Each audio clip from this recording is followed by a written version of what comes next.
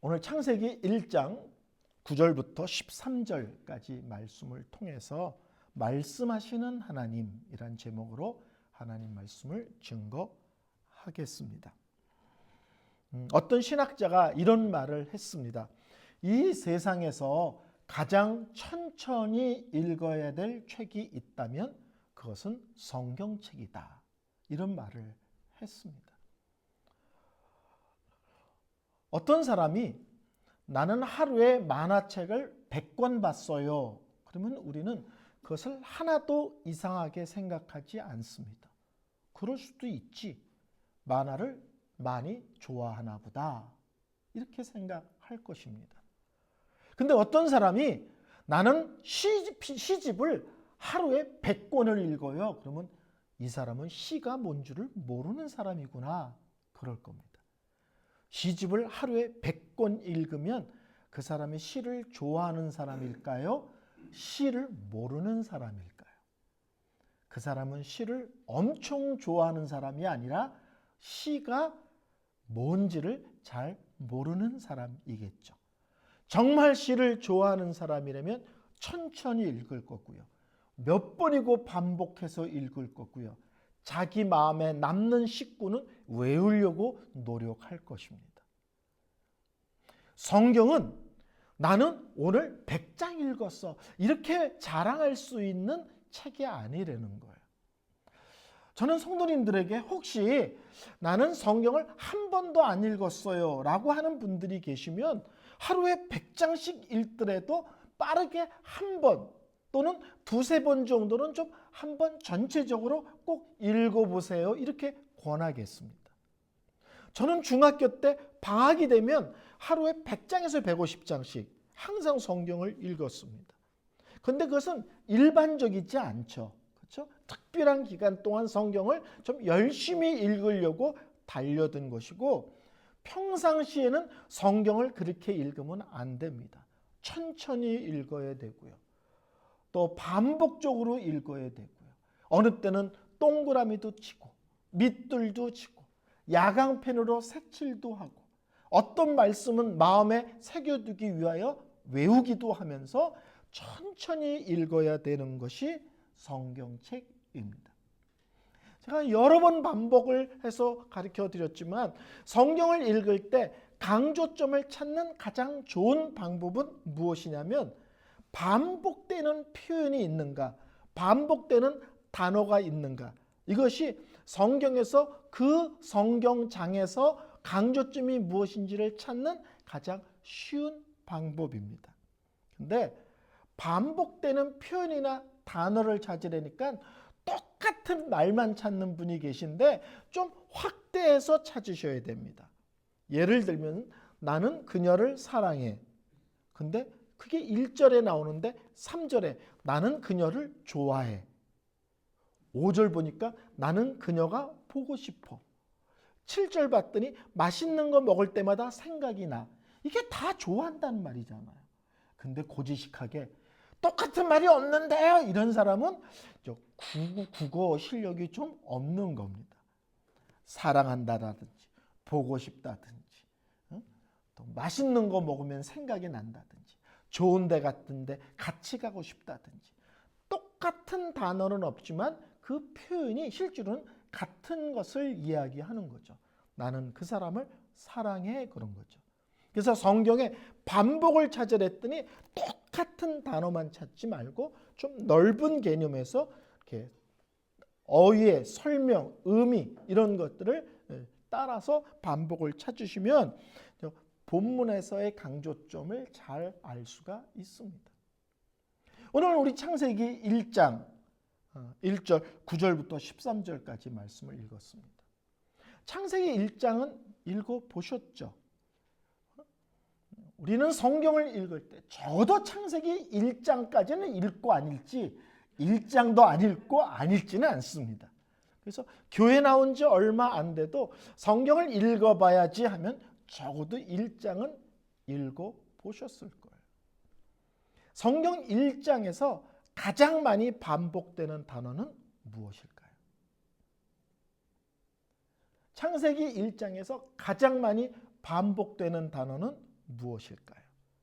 의외로 많은 성도들이 보시기에 좋았더라요 라고 대답을 하는 경우가 많습니다. 근데 창세기 1장을 보면 1절부터 몇 절까지 되냐면 31절까지 되어 있습니다. 31절인데 놀랍게도 가장 많이 반복되는 단어는 하나님이라는 단어입니다. 몇 번이 나오느냐? 31절 중에 무려 30번이나 나옵니다. 그 다음에 많이 나오는 단어가 무엇이냐면 하나님이 말씀하셨다. 옛날 성경에는 하나님이 가라사대, 지금 우리가 갖고 있는 새로 번역된 성경에는 하나님이 이르시되. 그러니까 하나님이라는 단어가 30번, 하나님이 말씀하셨다는 단어가 몇 번 나오냐면 10번 나옵니다. 창세기 1장에서는 하나님은 어떤 분이시냐 설명할 수 있잖아요. 물론 창세기 1장 1절에 창조주 하나님입니다 이렇게 고백해도 좋죠. 1장 전체를 통해서 하나님의 어떤 면을 강조하냐면 우리가 믿는 하나님은 자기의 백성들을 향하여, 자기의 사랑하는 자녀들을 향하여 놀랍게 말씀하시는 하나님이시다. 크고 위대하고 광대하신 하나님이 우리를 향하여 오셔서 인간의 언어로 우리가 알아들을 수 있게 우리에게 말씀하시는 하나님이시다. 놀랍지 않나요? 그 크신 하나님이 우리에게 오셔서 인간의 언어로 우리가 듣고 이해할 수 있게 하나님이 말씀해 주시는 하나님이시다. 우리 하나님은 우리에게 말씀하시는 하나님이십니다. 여러분, 우리 전부 다 성경책을 갖고 있습니다. 성경이 무엇입니까? 이렇게 물어보면 성경은 하나님 말씀입니다 이렇게 대답들 하시려고 그러셨죠. 근데 그거는 유년주일학교 아이들도 대답할 수 있는 수준이에요. 교회 다니는 사람은 누구나 성경이 뭡니까? 하나님 말씀이죠. 다 이렇게 대답합니다. 근데 적어도 몬트레이 사랑의 교회 다니는 성도님들은 좀 수준 있고 격조 있게 대답을 하시면 옆 교회 사람들이 깜짝 놀랄 거예요. 난 그런 말은 들어보지도 못했는데 이제 누군가가 성경은 어떤 책입니까? 그러면 하나님 말씀입니다 라고 대답하시면 물론 100점이지만 수준 높게 대답하신다면 이제 이렇게 대답하세요. 성경은 하나님의 자기 계시입니다. 옆 교회 성도가 놀랐어. 그게 무슨 뜻이지? 니네 교회 목사한테 가서 물어봐. 우리는 그런 걸 평소에도 쓰는 표현들이야. 한번 따라할까요? 성경은 하나님의 자기 계시다. 계시란 말은 열어 보인다는 겁니다. 기독교는 사람이 하나님께 찾아가는 종교가 아닙니다. 그 크신 하나님께 어떻게 찾아가고 어떻게 다가가고 그분 앞에 어떻게 서겠습니까? 크신 하나님 앞에, 거룩하신 하나님 앞에 죄인인 우리가, 피조물인 우리가 어떻게 그분께 나아가며 그분 앞에 당당히 서겠습니까? 우리가 믿는 하나님은 놀랍게도 창조주 하나님, 거룩하신 하나님인데 그 하나님이 피조물인 우리에게 찾아오세요. 그리고 우리를 만나주시는 놀라운 하나님입니다. 기독교는 내가 하나님을 믿는 게 아니고요. 하나님이 찾아오셔서 우리를 만나주시는 겁니다. 하나님이 먼저 찾아오시고 먼저 만나주시는 겁니다. 기독교는 사람이 열심히 노력하고 연구하고 책을 많이 보면 하나님을 깨달을 수 있다라고 가르치지 않습니다. 우리는 하나님을 알 수 있는 존재가 아니라는 거예요. 죄인이기 때문에. 하나님 쪽에서 자기 자신을 열어 보여주셔야만 하나님을 알 수도 있고 믿을 수도 있습니다. 혹시 옛날에 보자기를 쌀 때 옥맨다는 표현 들어보셨어요? 옥맨다? 보자기를, 요새는 보자기도 안 쓰지만 보자기 이렇게 쓰고 이렇게 매듭을 짓잖아요. 이렇게. 그러면 애도 풀을 수 있습니다. 이렇게. 근데 그 안에 있는 게 함부로 보이거나 쏟아지지 않게 하려면 매듭을 짓지 않고 딱 묶고 한 번 더 꽉 매서 이렇게 합니다. 그러면 웬만한 사람은 이 손톱이나 손이 여려서 그걸 못 풀어요. 내가 너무 늙었나? 보자기 얘기를 못 알아듣네. 그럼 이거를 누구한테 가져가면 잘 푸냐면 특히 농사 짓고 이런 할아버지 보자기가 안 풀려 그러면 농사 짓는 분들은 손도 딱딱하고 이 손톱도 딱딱합니다. 그래서 우리가 아무리 해도 안 되는데 할아버지들이 아무렇지도 않다는 듯이 이렇게 풀러서 내용물을 보여줘요. 그러니까 하나님은 우리가 딱 옥맨 것을 스스로 풀 수 없어요. 그래서 하나님이 열어서 보여주신다. 그게 계시란 뜻이에요. 하나님이 우리에게 열어 보이신다. 성경은 하나님의 자기 계시다. 성경은 하나님께서 자기 자신이 어떤 존재인지 우리에게 열어 보여주는 책이라는 거예요. 이해가 되시죠? 그러니까 성경은 뭐냐? 그러니까 우리가 성경을 100번 읽으면 성경을 이해할 수 있나요? No. 제가 한때 스가 되려고 한 적이 있어요. 스 아세요? 스? 높이고 싶지 않아서 스 그러는데 스님 되려고 절에 들어간 적도 있고 한때 불교책에 심취한 적도 있어요. 근데 스님들 중에서요 성경 정말 많이 읽는 분들 봤어요. 책 속에서 성경을 많이 읽었다. 근데 그 사람들이 예수 안 믿습니다. 성경을 많이 읽고 연구하면 하나님이 믿어지는 게 아니라 하나님께서 믿어지도록 하셔야 믿어지는 거예요. 그래서 성경은 하나님의 자기 계시다. 성경은 하나님께서 자기 자신을 열어 보여주는 책이라는 거예요. 자, 그러면 성경의 주인공은 누구일까요?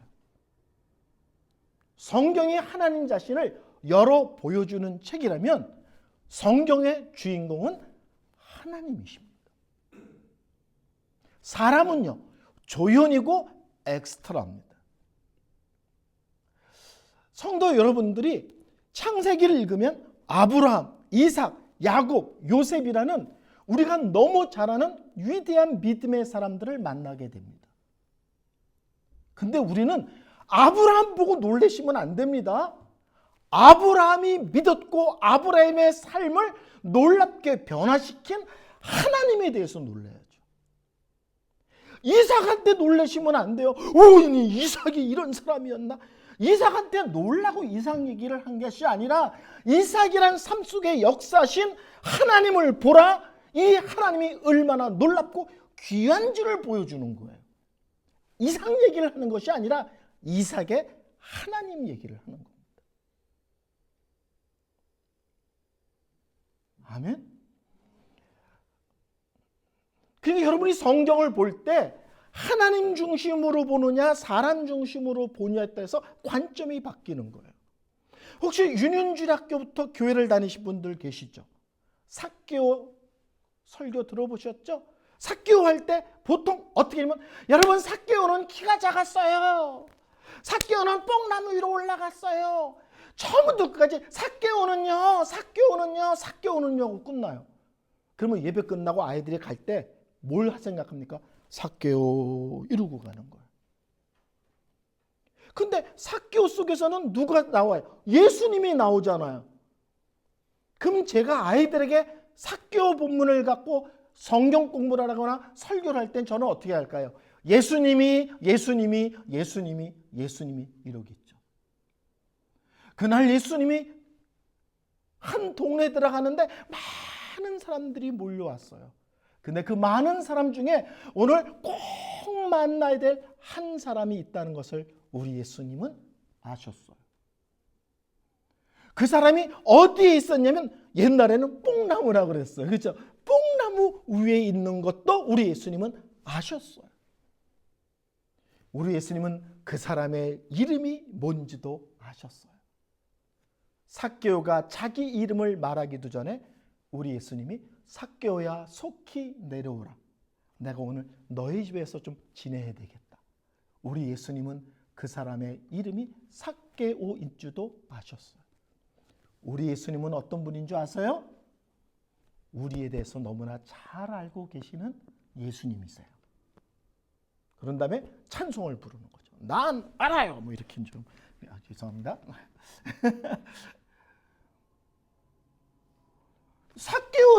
삭개오인데 우리 교회에서 얼마 전에 요나 설교 들었죠. 일반적으로 요나서에 대한 책을 보면 1장 불순종하는 요나, 2장 물고기 뱃속에 있는 요나, 3장 기도하는 요나, 회개하는 요나, 4장 다시 니느웨로 가는 요나. 그러면 요나 이렇게 되죠. 제가 요나서 설교할 때 제목 혹시 기억 못하시지만 요나라는 이름을 제목으로 뽑고 설교한 적이 한 번도 없다는 사실을 알고 계십니까? 포기하지 않는 하나님, 기도하게 하시는 하나님, 회개하게 하시는 하나님, 다시 기회를 주시는 하나님, 성숙하게 하시는 하나님. 제가 우리 교회에서 설교할 때 요나를 주인공으로 설교하지 않고 하나님 그러면서 하나님 중심으로 설교했다는 것 혹시 기억하시나요? 성경에 하나님의 자기 계시고 성경의 주인공이 하나님이시라면 우리는 성경을 볼 때 하나님 중심으로 봐야 합니다. 우리 하나님은 말씀하시는 하나님이십니다. 지금은 어떻게 말씀하십니까? 이 성경 66권을 통해서 우리에게 말씀하십니다. 구약시대에는 하나님이 천사를 통해서 말씀하실 때도 있었어요. 꿈으로 말씀하실 때도 있었어요. 환상을 통해 말씀하실 때도 있었어요. 중요한 일을 결정할 때는 제비 뽑기로 결정하실 때도 있었어요. 근데 이제 66권이라는 성경이 완성됐습니다. 이거를 신학적 용어로는 계시가 마감되었다라고 표현합니다. 더 이상 성경은 67권, 68권, 61권, 70권 이렇게 되지 않고 66권으로 끝난다는 거예요. 또 다른 성경은 필요 없다. 계시가 마감되었다. 그 뒤에는 하나님은 어떻게 말씀하시는가? 성경을 통해서 말씀하십니다. 우리가 성경을 읽고 듣고 배우고 묵상할 때 이 말씀을 통해서 우리에게 깨닫게 하시고 우리에게 힘을 주시고 우리를 위로하시고 이 말씀을 통해 사람을 변화시키십니다. 구약시대는 환상이 있었는데요. 막 음성도 들렸는데요. 성경이 다 기록되기 전까지는 사람들 손에 성경이 없을 때가 훨씬 많았습니다. 그러니까 할 수 없이 직접 말씀하셨어요. 근데 성경 66권이 완성된 뒤에는 이제는 성경을 통해서 말씀하십니다. 하나님의 음성을 듣고 싶어요. 성경 읽지 않고 불가능합니다. 하나님은 오늘도 이 말씀을 통해 역사하십니다. 하나님 말씀은요, 첫 번째 놀라운 것은 하나님의 말씀은 능력입니다. 하나님께서 말씀하시면, 하나님께서 약속하시면 놀라운 일들이 일어납니다. 하나님의 말씀은 힘이 없는, 아무 의미 없는 소리가 아닙니다. 소음이 아닙니다. 하나님의 말씀은 그 자체가 능력, 힘이 있어서 말씀하시면 놀라운 역사, 놀라운 일들이 벌어집니다. 오늘 우리가 읽은 1장 9절에도 빛이 있으라. 그렇죠? 1장 1절이 아니죠. 빛이 있으라 하시니 빛이 있었고 1장 9절에 물은 한 곳으로 모이고 묻이 드러나라 하시니 그대로 되니라. 묻은 땅이라고 부르고 물이 몰린 것은 바다라고 하시니라. 우리 하나님께서 말씀하시면 빛이 있으라 그러면 빛이 바로 있었고 물이 한 대로 모이라 그러면 물이 한 대로 모여서 바다가 되고 그 반대쪽은 땅이 되는 일이 벌어졌다 이렇게 말합니다. 말씀하시면 놀라운 일들이 벌어집니다. 우리 예수님 이 땅에 계실 때 예수님과 아주 가깝게 지내던 나사로라는 사람이 죽었습니다. 장사 지냈고 썩어서 냄새가 납니다. 근데 우리 예수님께서 그 무덤 앞에 가서 말씀하시죠. 나사로야 나오너라. 이스라엘 무덤은 굴이잖아요. 근데 그 굴에서 나사로가 걸어 나옵니다. 어떤 사람이 농담처럼 이렇게 말씀했어요. 무덤 앞에서 우리 예수님께서 나사로야 나오라 말씀하지 않고 죽은 자여 나오라 그랬으면 전 세계 무덤이 다 열렸을 거라는 거예요. 근데 우리 예수님이 실수하지 않으시고 정확해. 나사로 너만 나와라 그랬더니 나사로가 부르셨어요. 그리고 나온다는 거예요. 우리 하나님은 말씀하시면 그 말씀의 책임, 그 말씀의 능력, 그 말씀의 역사가 있습니다. 예수님이 배를 타고 가는데 파도가 난리가 아닙니다. 예수님께서 말씀하십니다. 바다야 잠잠하라. 그러자 마치 바다가 귀가 있고 들은 것처럼 갑자기 바다가 잔잔해집니다. 귀신 들린 사람이 있습니다. 사탄아 물러가라. 그러자 그 사탄이 물러가고 그 사람이 정상적인 사람으로 옷을 똑바로 입고 예수님 앞에 섭니다. 중풍병자를 향하여 일어나라 그랬더니 중풍병자가 언제 그러는다는 듯이 그 자리에서 일어납니다. 하나님의 말씀은 그냥 하나님 말씀이다. 하나님 말씀은 그냥 진리다. 이렇게 그렇다로 끝나지 않고 하나님이 말씀하시면, 하나님이 명령하시면, 하나님이 약속하시면 놀라운 일들이 벌어집니다. 하나님 말씀을 읽고 듣고 묵상할 때 우리 안에서도 놀라운 일들이 벌어지죠. 죄 속에 살던 사람들이 새로워집니다. 낙심과 절망했던 사람들이 성경을 읽고 소망 속에서 담대히 도전하며 힘 있는 인생을 살게 됩니다. 저는 중학교 1학년 때 예수를 믿었습니다. 정말 형편없는 아이였습니다. 어른이든 애든 나를 건드리면 그 사람은 죽는 겁니다. 이만한 돌을 던지고 어른들한테도 뺨을 올려치고 아이들이 저를 건드리면 책상을 들어서 머리를 찢고 아무도 저를 건드릴 수 없는 사람이었습니다. 통제 불가능. 초등학교 때부터. 중학교 1학년 때 예수를 믿고 문득 나는 하나님의 자녀가 되었다는 사실을 깨닫고 그때부터 지금까지 다시는 그렇게 살았던 모습이 흔적도 제 삶 속에는 없습니다. 중학교 1학년 아이가 예수를 믿었더니 그 거칠고 무례하고 형편없는 애가 한순간에 변해서 새로운 인생을 살고 있습니다. 예수를 믿으면 하나님의 말씀이 우리 마음에 들어와 새겨지면 사람이 변하는 역사가 있습니다. 하나님 말씀이 현실입니다. 이게 제가 만든 말인데 너무 멋있습니다. 하나님이 말씀하시면, 하나님이 약속하시면, 하나님이 명령하시면 그것이 현실입니다. 하나님께서 아브라함에게 나타나셨습니다. 99살에. 그의 아내 사라는 89살입니다.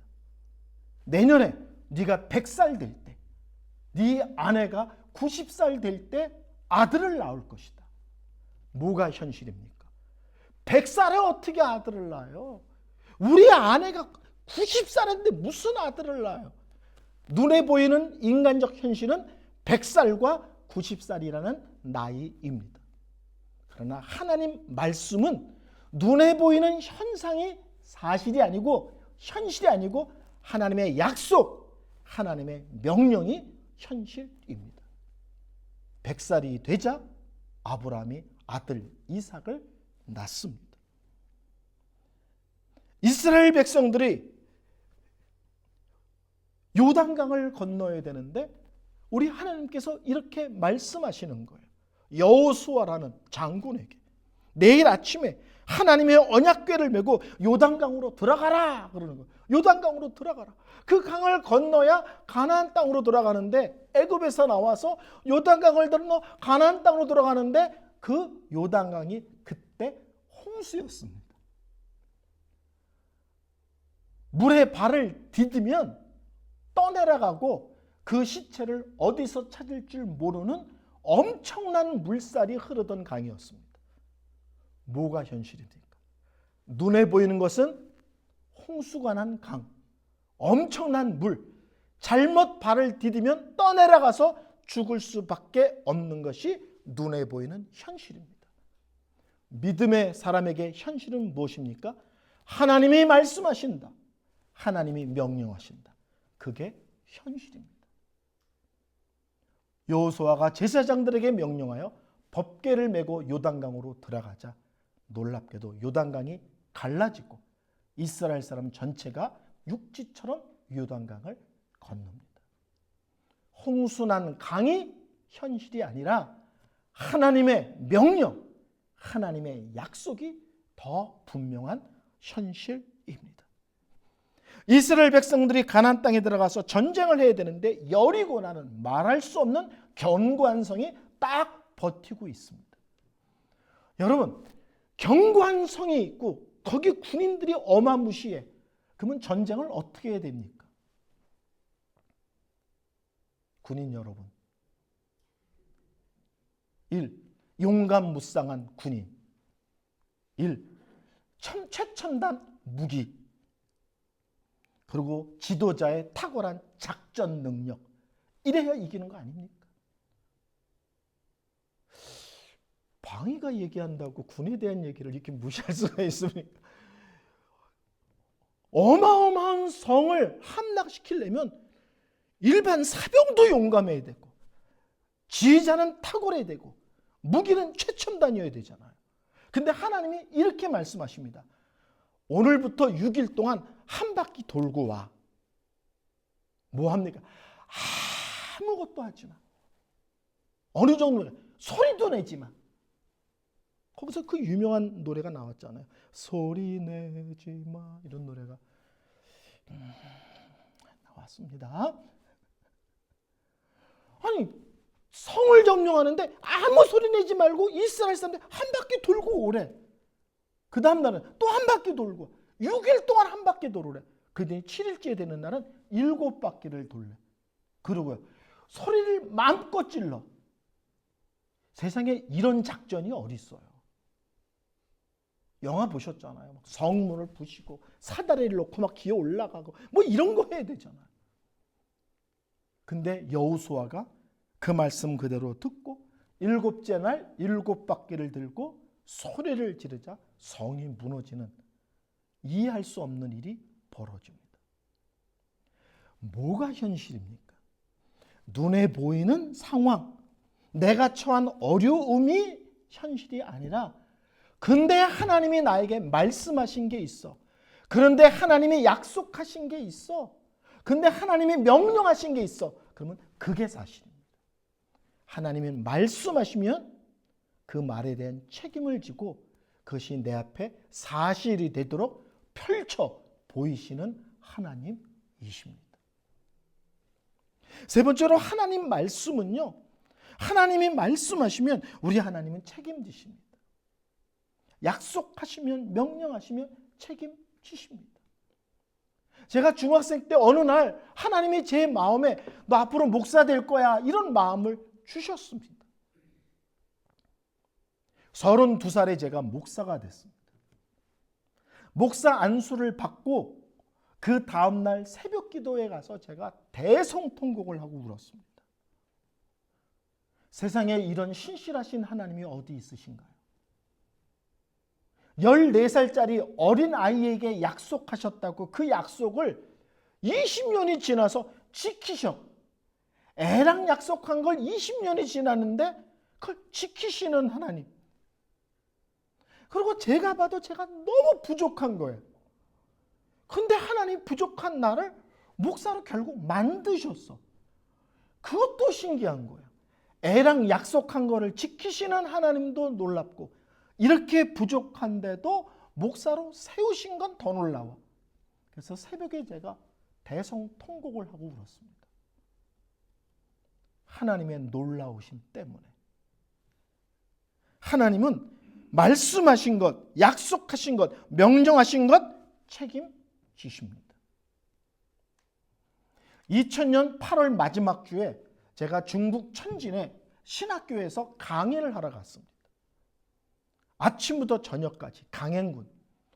금요일 날 낮에 제가 완전히 지쳤어요. 하루에 10시간 넘게 강의를 막 하니까 너무 지쳐서 제가 잠깐 쉬었다 하자고 그랬어요. 낮에. 그리고 의자에 앉아서 좀 쉬고 있는데 음성이 들린 건 아닌데 제 마음에 너 이제 담임 목사해. 이게 음성처럼 너무 선명하게 마음에서 울리는 거야. 너 이제 담임 목사. 음성이 들리진 않았는데 음성이 들린 것처럼 그냥 앉아서 이렇게 앉았는데 꽝 하고 오는 거예요. 밑도 끝도 없이. 제가 학교 교목이었거든요.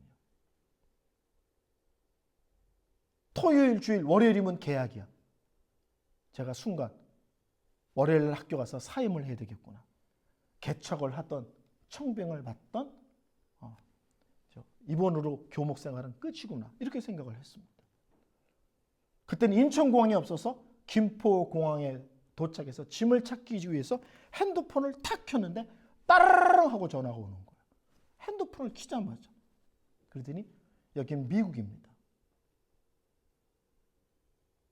목사님 2년 전에 저랑 식사 한번 한 적이 있는데 저를 기억하십니까?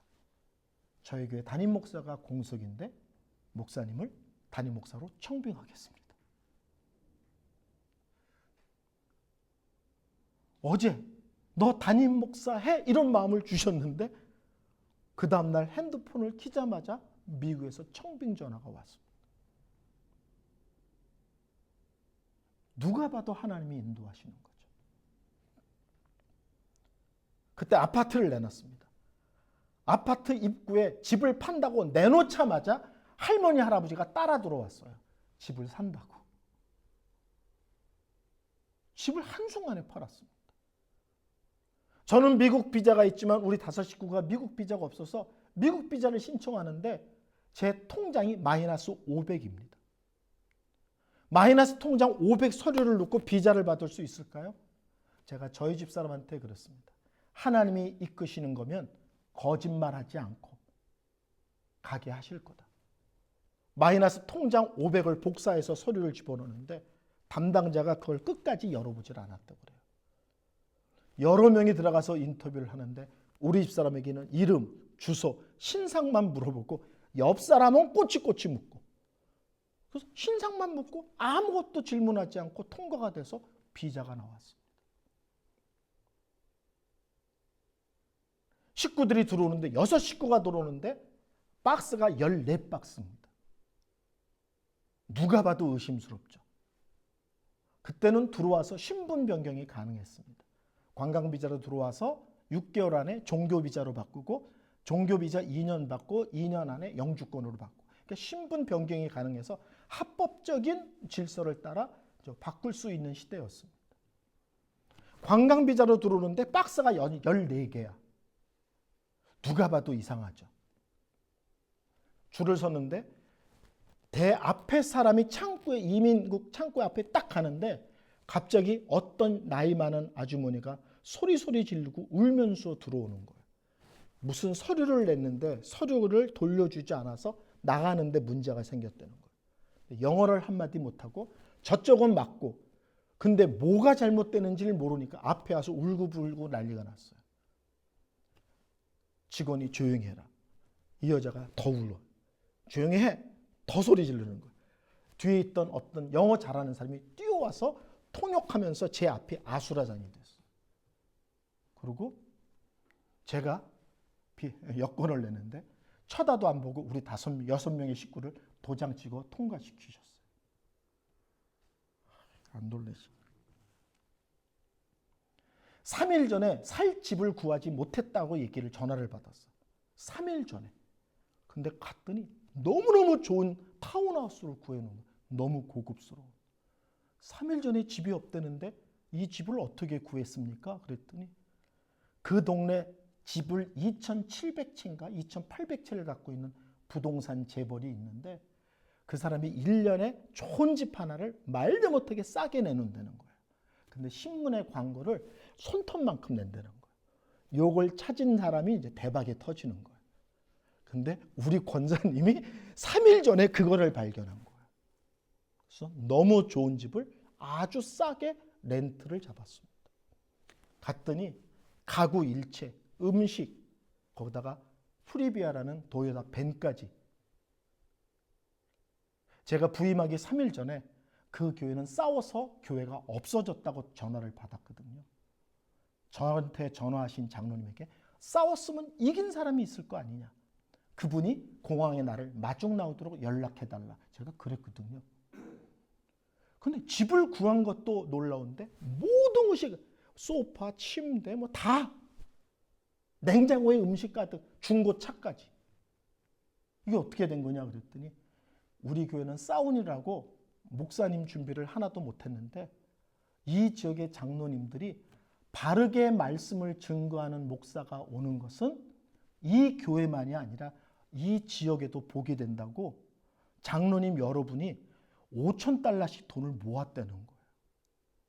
여러분, 우리 교회 담임 목사를 청빙하는데 동네 장로님들이 돈을 모아서 집을 구하고 가구를 구하고 차를 사놓은 거예요. 이해가 되십니까? 저는 신학 공부를 하면서 평생 마음에 새긴 것이 있습니다. 부르신 하나님이 책임지신다. 제가 간증이 끝이 없습니다. 코로나 시대에 독일 교회를 들어가야 되는데 비자를 위해서 대사관에 갔더니 서류를 이만큼 만들어서 집어넣는데 직업이 뭡니까? 저 목사입니다. 그랬더니 이렇게 집어넣는데 손을 밀어내더라고요. 목사님 입국 불가능합니다. 청빙을 받았는데 독일을 못 가는 거예요. 통영의 친구 목사 교회에 설교를 하러 주일날 가는데 독일에서 전화가 왔어요. 빨리 비행기표를 사십시오. 꼭 프랑크푸르트로 들어오는 비행기표를 사십시오. 못 들어갑니다. 들어오십시오. 들어옵니다. 비행기표 사서 그냥 들어오면 된대요. 그 당시에는 독일에서 살던 사람이 나갔다가 들어올 수는 있어도 독일에 근거가 없는 사람은 한 명도 들어올 수 없던 시대예요. 프랑크푸르트로 들어왔는데 이민국에서 우리 둘이 여권을 내니까 쳐다도 안 보고 도장 찍고 가방을 말도 못하게 심하게 뒤지는데 우리 거는 가방에 손도 안 대고 통과를 시켜줬어요. 제 취임식 예배 때 특별한 독일 사람을 초청한다고 해서 그분을 만났습니다. 지팡이를 짚고 걷지는 것도 힘드신 분이에요. 우리 교회 권사님이 그분이 사는 동네에 사는데 이분이 어떤 분이냐면 독일의 유명한 법대 법률 교수일 뿐만 아니라 EU 그 법률 자문 고문입니다. 이분이 점점 몸이 굳어져서 매일 걸어야 되는데 쓰러지면 일으킬 스스로 일어날 수 없습니다. 그래서 동네 사람들이 날짜를 정해서 이 교수가 산책할 때 같이 걸어주는 거예요. 쓰러질 때 일으켜주고 휘청거리면 잡아주기 위해서. 하루는 우리 권사님이 그분과 짝이 되어 걷는데 그분이 그러더래요. 니네 목사 왔냐? 독일 정부가 막아서 못 왔다. 그때 그분이 그런 얘기를 하더래요. 내가 얼마나 독일에서 영향력 있는지 한번 보여줄까? 그러더래요. 근데 이 말이 너무 놀라운 것은 독일 사람은 자기 문제일지라도 전화하거나 부탁하지 않는 게 나름대로의 룰이라는 거예요. 근데 이 사람이 내무부의 최고위층한테 전화를 해서 3가지를 물었대요. 독일이 기독교 국가인데 목사가 들어오는 것을 왜 막느냐? 2번째, 목사가 독일에 들어오면 도움이 될 것 같으냐? 해가 될 것 같으냐? 3째, 이 사람은 한국 목사다. 그 당시에 방역이 최고 잘 된다고 난리가 났던 때거든요. 한국 목사인데 최고 방역이 잘 된 나라에서 들어오는 거다. 그리고 열을 격리시키겠다. 그리고 문제가 생기면 그때 추방해 또 좋으니 일단 들어오게 해라. 그래서 그 사람이 이민국 프랑크푸르트 이민국에다 직접 전화해서 저희 부부를 그냥 통과시키라고 명령을 내린 거예요. 제 취임식 때 와서 고맙다고 인사했더니 그분이 이런 얘기를 해요. 원래는 메르켈 총리한테 전화하려고 그랬는데 그 사람한테 전화하면 그냥 밑으로 내려가는데 시간이 더 걸릴 것 같아서 담당자한테 다이렉트로 전화해서 들어오게 한 거다. 독일에 연고 없는 사람은 한 명도 들어갈 수 없던 시절에 저희 부부가 당당하게 독일에 들어가서 목회를 하고 나왔습니다. 저는 하나님이 말씀하시면 하나님이 책임진다고 믿습니다. 하나님이 약속하시면 하나님이 책임진다고 믿습니다. 제가 이 간증을 밤새도록 할 수 있는데 하나님이 명령하시면 하나님이 책임진다고 믿습니다. 제가 32살 때부터 신학교에서 강의를 했거든요. 제가 처음 신학교에서 강의할 때 그 신학교 학생들 속에 제 별명이 있습니다. 교수들은 일주일에 한 번씩 예배를 드리면 돌아가면서 설교를 해야 되는데 제가 설교할 순서가 되면 학생 임원이 사회를 보거든요. 아무 교수님 나와서 설교하시겠습니다. 이렇게 얘기를 하면 올라가서 설교를 해요. 근데 제가 설교할 차례가 되면 항상 사회를 보는 임원들이 저에 대해서 꼭 이렇게 별명을 붙여서 불렀습니다. 하나님의 말씀을 지나치게 믿는 교수님이 오늘 설교 담당이십니다. 이은성 교수님 설교하십니다. 이러면 되는데 하나님 말씀을 지나치게 믿는 목사님이 오늘 설교하십니다. 제가 그 신학교에서 강의할 때 그게 제 별명이었습니다. 성경은 하나님은 창조주 하나님이다 이렇게 말합니다. 나는 창조주 하나님을 믿습니다. 우리 하나님은 우리를 향하여 말씀하시는 하나님이라고 말씀합니다. 나는 하나님이 우리에게 말씀하시는 하나님이라고 믿습니다. 그리고 하나님은 그 말씀에 능력이 있고 그 말씀이 현실이 되도록 역사하시고 자기가 말한 것은 무슨 일이 있어도 책임지시는 하나님이십니다. 여러분들에게 성경을 읽으십시오. 묵상하십시오. 외우면 더 좋습니다. 이런 얘기를 하는 것은 단순한 이야기가 아니라 그렇게 할 때 여러분의 삶이 하나님의 말씀을 통해서 새로워집니다. 하나님이 내 삶 속에서 일하시는 크고 놀랍고 위대한 일들을 내가 체험할 수 있습니다.